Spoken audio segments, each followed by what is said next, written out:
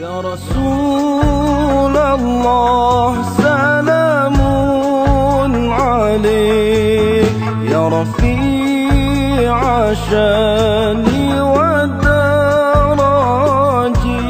Alhamdulillah, majlis-majlis umpama ini diadakan satu sangat-sangat perlu, khususnya pada kita akhir zaman ini. Kita sudah berada di akhir zaman ya.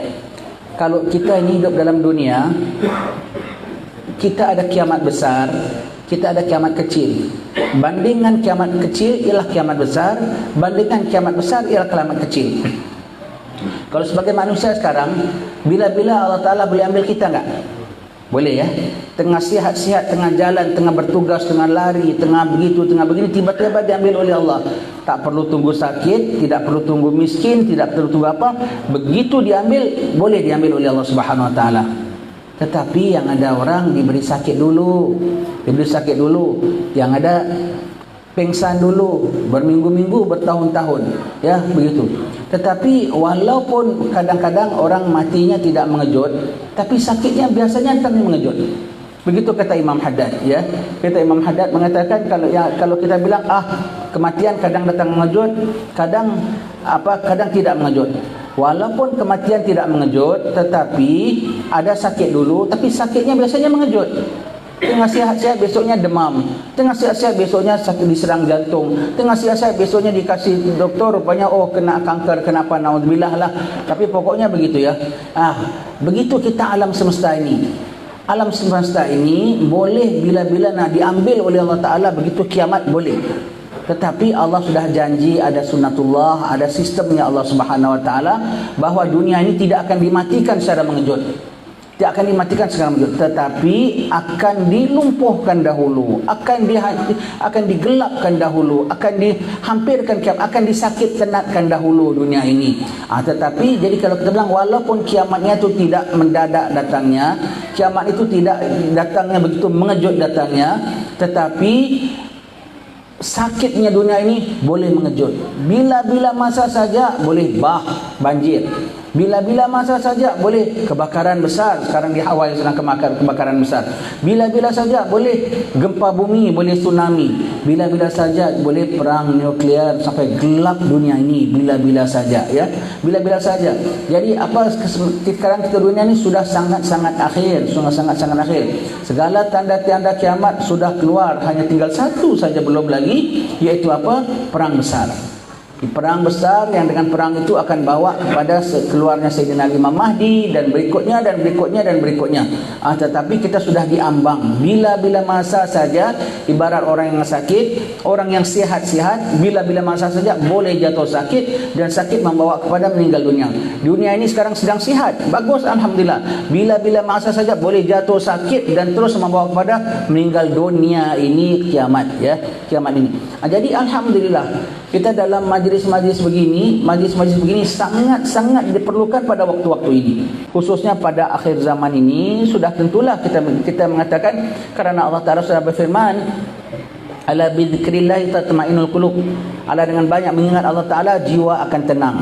Kita akan menghadapi sekarang, orang merasa setengah-setengah orang tak minat majlis begini, bukan? Bila orang kata ini buang-buang masa, ini begini, macam-macam disebutkan orang. Nanti kita lihat tenang tak tenangnya. Allah sudah berfirman dalam sebuah hadis qudsi, disabdakan oleh baginda sallallahu alaihi wasallam. Allah berfirman, ingati aku dikala kamu lapang, nanti kamu akan aku ingati dikala kamu sempit.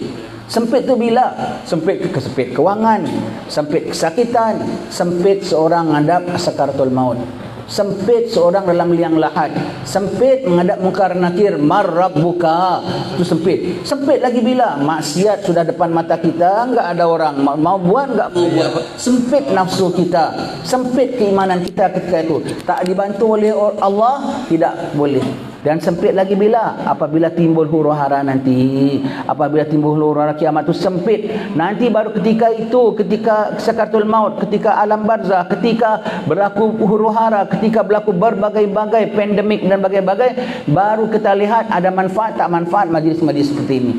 Ada tenang tak tenangnya orang-orang selalu hadir majlis begini. Dengan ketenangan macam-macam. ketenangan macam-macam. Sekarang jangan kita bilang nak tunggukan apa fitnah akhir zaman ni, jangan nak tunggukan perang nuklear, jangan nak tunggukan nanti malahin besar belakang. Sekarang ini sudah fitnah melanda berbagai-bagai. Sekarang saja fitnah sudah berbagai-bagai. Kalau ibarat banjir itu sudah mula masuk, airnya sudah mula deras, sudah mula hanyut, banyak yang sudah hanyut. Tetapi yang berpegang dengan majlis-majlis gini diberi ketenangan oleh Allah Ta'ala, dimasukkan nur hatinya oleh Allah Subhanahu Wa Ta'ala, dapat lihat yang salah, dapat lihat yang benar, dapat tahu yang fitnah, dapat tahu yang ada yang mana yang sahih yang sebenarnya. Dan akhir zaman gini tuan-tuan sekalian, kita saja yang masih relax, kita saja yang masih rehat-rehat, kita saja yang merasa enggak cemas dalam hati kita. Tetapi sebelah pihak musuh kita, iblis dan kuncu-kuncunya sangat menyedari waktu ini, sangat bekerja keras untuk waktu-waktu akhir ini. Allah, dan mereka cuba nak mendapat sebagaimana janji mereka depan Allah Subhanahu Wa Taala, di depan bapa kita Nabi Adam alaihi salam, akan aku sesatkan zuriat Adam sebanyak mungkin biar bersama dengannya di dalam api neraka. Inilah waktunya iblis dan kuncu-kuncunya seberapa daya nak mengambil seberapa banyak orang untuk menjadikan ahlinya. Dan mereka tahu apa-apa yang dia disediakan oleh Allah Ta'ala. Walaupun fitnah banyak, tetapi penyelamat pun banyak. Walaupun ujian banyak, tetapi rahmat Allah Ta'ala banyak. Bahkan yang akan dikerjakan oleh iblis dan anak cucunya itu dan tentera bala tenteranya ialah apa yang diselamatkan Allah Ta'ala sebagai sarana penyelamat. Ibarat banjir sudah naik ya, tahu-tahu ada bot datang, perahu datang menyelamatkan. Oh, ni perahu nak menyelamatkan orang, perahu tu dibocorkan, orang ditolak jangan naik perahu. Itu kerja iblis. Kalau semakin dilihat sudah makin fitnah banyak, apa penyelamatnya?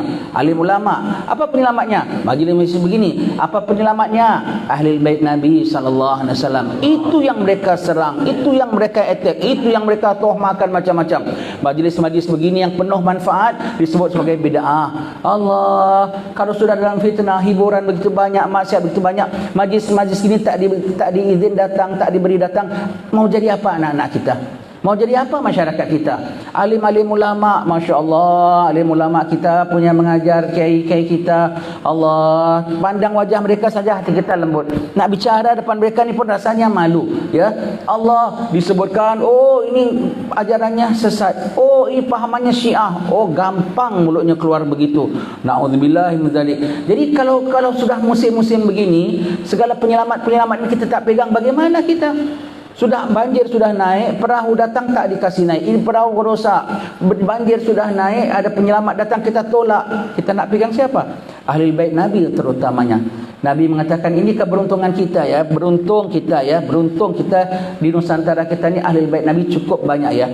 Ahli bait Nabi. Belakangan ini orang suka sebut, keluar cerita Al-Ba'alawi bukan ahli bait Nabi. Oh, bahaya besar. Ini salah satu diayah daripada iblis dan anak cucunya menghasutkan. Ingat ya, syaitan tu ada dua ya. Syaitan jin yang ketuanya, dan minta bantuan daripada syaitan manusia. Siapa yang volunteer mau menjadi dia punya askar, oh dia sambut, hari-hari dia boleh terima, boleh dikasih gaji besar lagi kalau mau jadi ahlinya. Oh begitu ya. Dan dia lihat, dia tahu penyelamat umat ini, salah satu penyelamat umat ini adalah ahli bait Nabi sallallahu alaihi wasallam. Itu keberuntungan kita. Ini khususiat untuk ini Nabi sahaja, khususiat untuk ini keluarga, family saja, dan khususiat untuk ini umat saja, keistimewaan. Kita tak dengar pada umat-umat terdahulu ahli bait Nabi Zakaria, ahli bait Nabi Sulaiman. Tapi ahli bait Nabi Muhammad itu khusus untuk ini Nabi, khusus untuk ini family, dan khusus untuk ini umat. Siapa yang bertemu dengan Rasulullah, ada. Siapa enggak sempat bertemu dengan Rasulullah, jumpa dengan cucu Rasulullah. Siapa enggak sempat, kita jumpa sampai malam ini kita masih bersama dengan mereka. Dan Nabi mengesankan ahli baitku adalah seperti bahteranya Nabi Nuh, tidak selamat kecuali yang naik. Alhamdulillah, kita orang-orang Jawa, orang-orang di Nusantara sudah bersama ahli bait ratusan tahun. Ketika ombak sedang datang, badai sedang kencang, kok makin disuruh orang turun daripada kapal. Dan dibilangkan ini kapal bukan benar, ini kapal bukan sahih. Itu syaitan punya angkara. Nakkan biar orang tidak ada pegangan, nakkan biar orang semua mati lemas, nakkan orang semua biar jatuh karam di dalam lautan yang begitu bergelora ya. Jadi kita jangan termakan di ayah begini. Taruhlah Nanti kita lihat ya, orang yang kalau menafikan Al-Ba'alawi ni ya, bahayanya besar tau. Sebab ya, Ahlul Bait ada. Betul tak Ahlul Bait Nabi ada? Ada ya. Tak boleh dinafikan. Quran dalilnya Al-Quran. Jadi dia menafikan Ahlul Bait, dia tidak boleh nafikan sebab dalilnya ada dalam Al-Quran. Jadi dinafikan satu marga yang besar dalam Ahlul Bait. Kalau dah Al-Ba'alawi ya, kemas silsilahnya, kemas nasabnya, cukup begitu kau nafikan, bagaimana dengan yang lain-lainnya lagi? Di situ ya, selain daripada Al-Ba'alawi, ramai Ahlul Bait lagi tau. Keluarga Nabi. Al-Hasani ada banyak di sana dan di sini. Al-Husaini pun banyak di sana dan di sini. Tapi yang paling kemas, paling rafi, Safwah Al-Bait itulah Al-Ba'alawi. Kalau sudah Al-Ba'alawi kita reject, bagaimana dengan yang lainnya? Ini akan membawa, kalau kita sudah reject, kita sudah nafikan Al-Ba'alawi, membawa kepada kita akan menafikan Sayyidina Imam Mahdi. Kalau keluar Imam Mahdi nanti, kalau dah Al-Ba'alawi begini kemas dan rapi, kita bilang bukan. Nanti Mahdi keluar, Mahdi pun ditanya, kamu mana nasab kamu? Bagaimana gitu ya? Kamu tahu nasab, kamu tak tahu nasab. Kamu faham dia tetap ahli bait, dia tetap ahli bait. Dia cucu Rasulullah, tetap dia cucu Rasulullah sallallahu alaihi wasallam. Kalau tak ikut Mahdi, ikut siapa tuan-tuan sekalian pada zaman itu? Dia ikut Dajjal. Jadi satu bahaya besar yang kita perhatikan kalau orang menafikan Al-Ba'alawi sebagai ahli bait. Nombor satu, risiko paling tingginya dia akan mengikut Dajjal. Sebab apa? Kalau Mahdi datang, dia akan nafikan Mahdi. Sudah berlatih dari sekarang untuk menafikan ahli bait.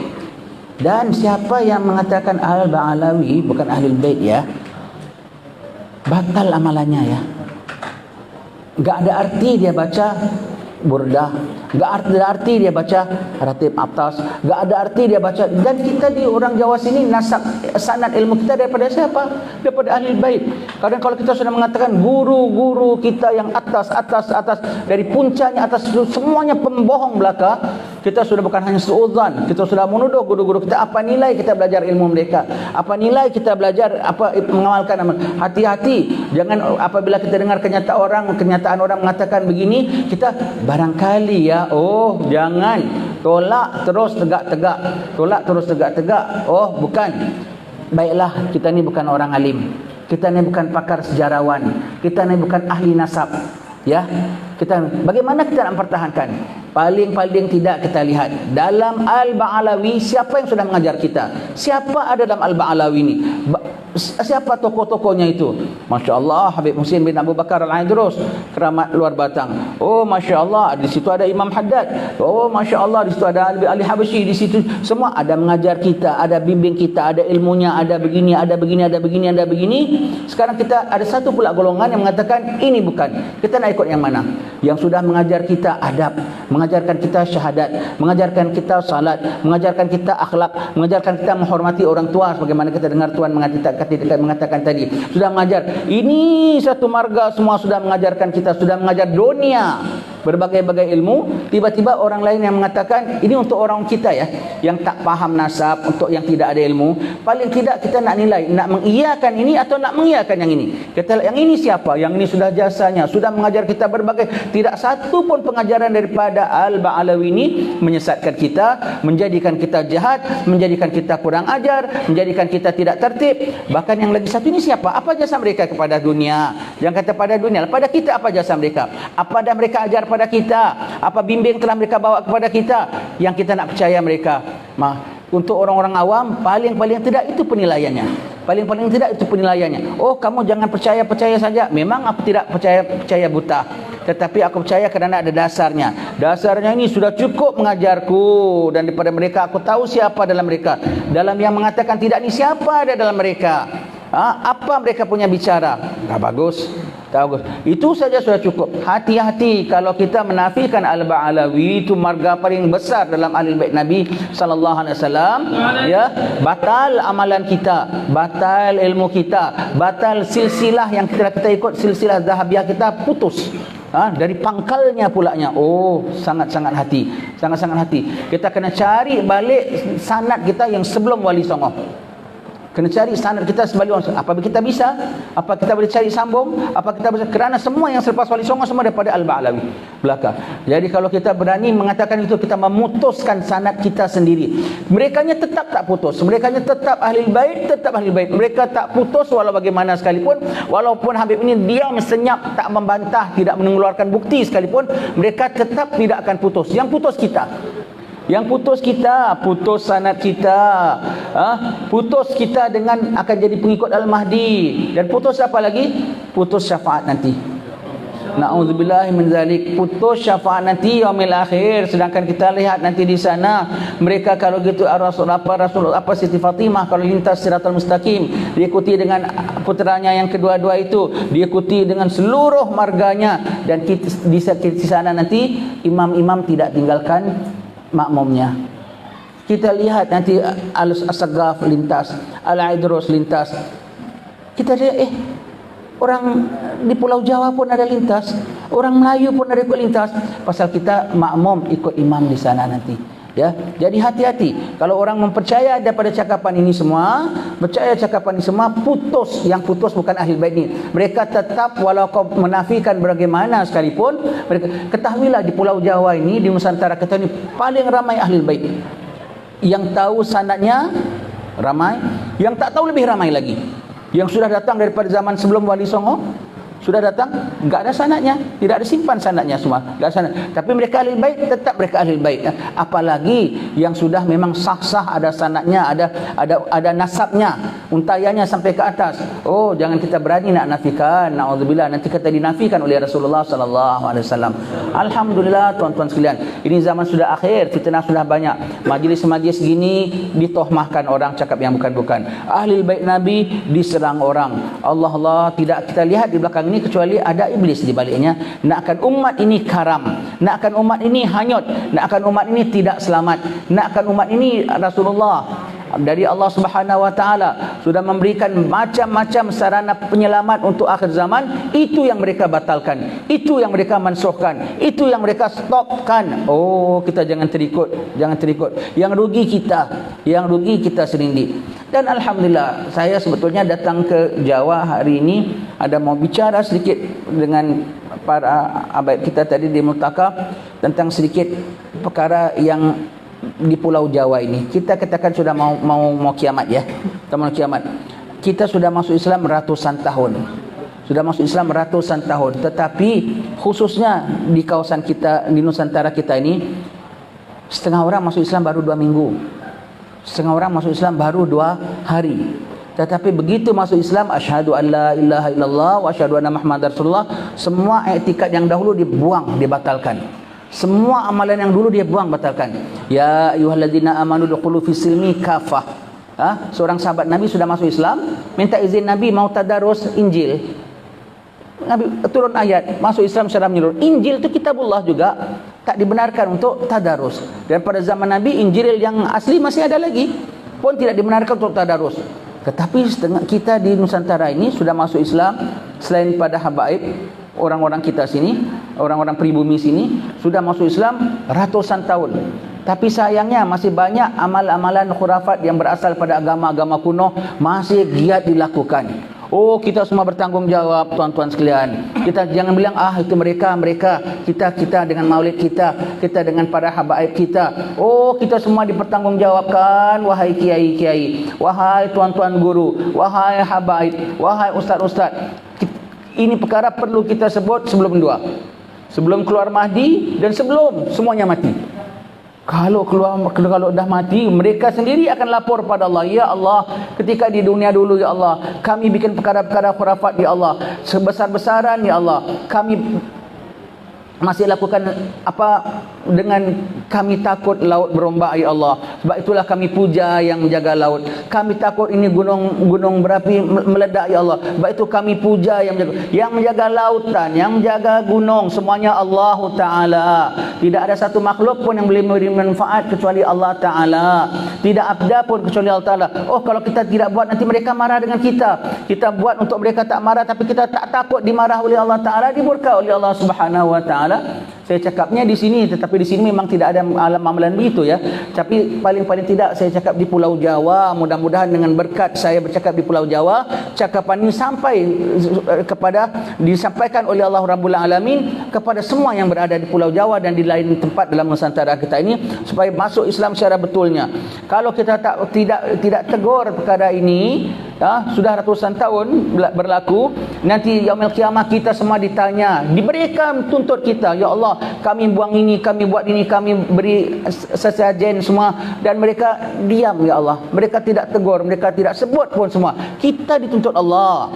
Kalau mereka tidak sebelum mati, zaman Imam Mahdi pasti akan dibasmi, pasti akan dibersihkan, pasti akan di stop oleh Imam Mahdi segala kegiatan-kegiatan yang menyalahi akan akidah dan etikat kita, pasti. Tetapi kalau begitu, sebelum Imam Mahdi bikin bersihkan, kita semuanya akan dijotos Imam Mahdi.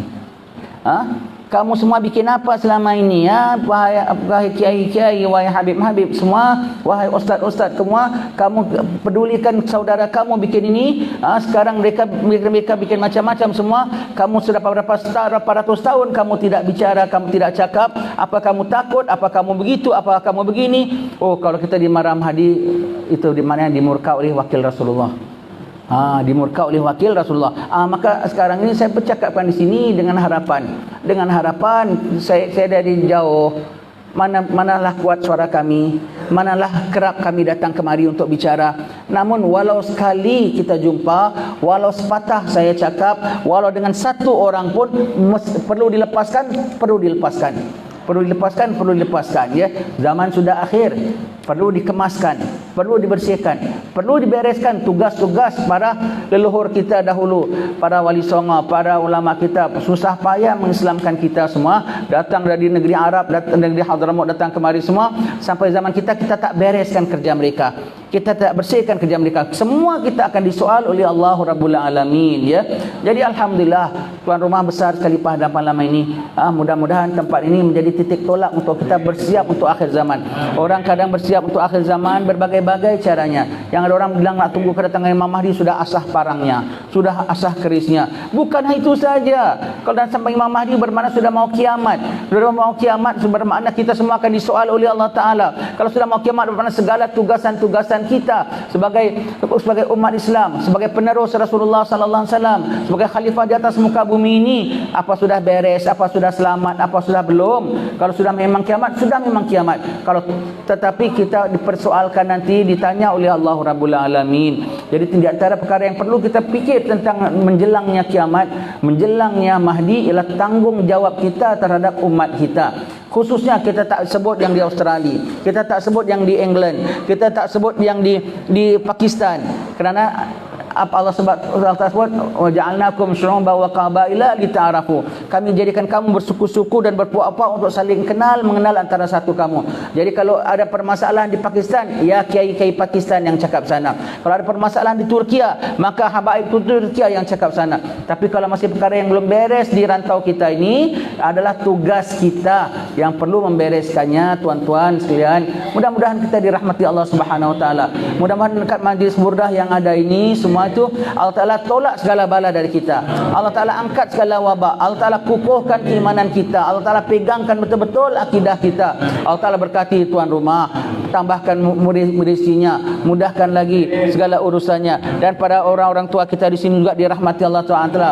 Sudah tentu tidak lupa kita sebutkan tentang para habaib kita yang mulia-mulia yang selalu bimbing sama kita. Ingat betapa mereka nak padamkan matahari, mereka tak akan dapat padamkan matahari. Yang gelap mereka sendiri dengan selubung mereka, tetapi matahari akan tetap terus terang bercahaya. Begitulah ahli bait Nabi kita sallallahu alaihi wasallam. Kita harap tuan-tuan sekalian, ya, satu tip mau tambahan kalau mau jadi kaya. Saya dengar tentang kaya-kaya pun saya minat juga. Kalau boleh pengen juga. Sedikitlah kongsi mudah-mudahan. Baru minggu lepas saya cakap dengan kawan-kawan, beri walaupun tak kaya. Beri kaya orang kaya. Beri walaupun kepada orang kaya. Beri, ingat kita berurusan dengan yang maha kaya. Beri, yang maha kaya bisa membuat orang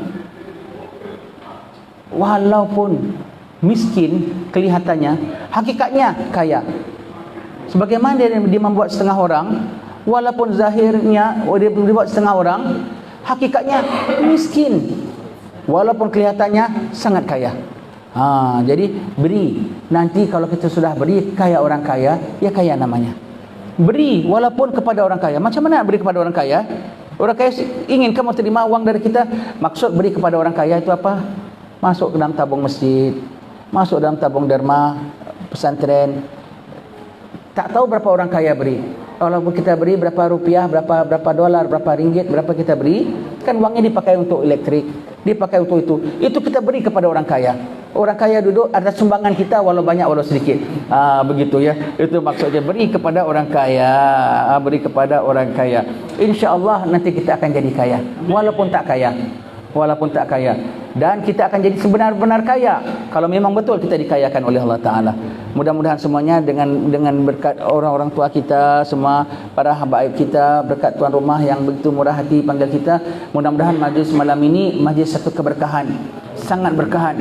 Majlis yang merupakan majlis memperingati antara satu sama lain bagi keselamatan akhir zaman. Perkara penting bagi kita semua.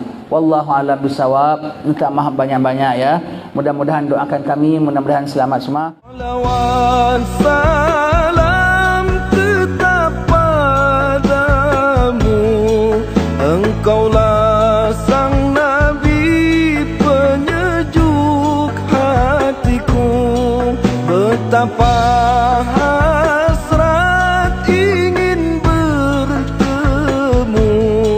kami semua, selalu rindu.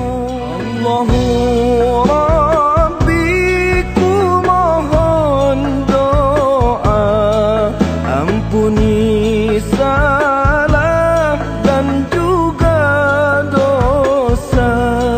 Jadikan kami insan yang mulia, hati yang ikhlas serta bertakwa.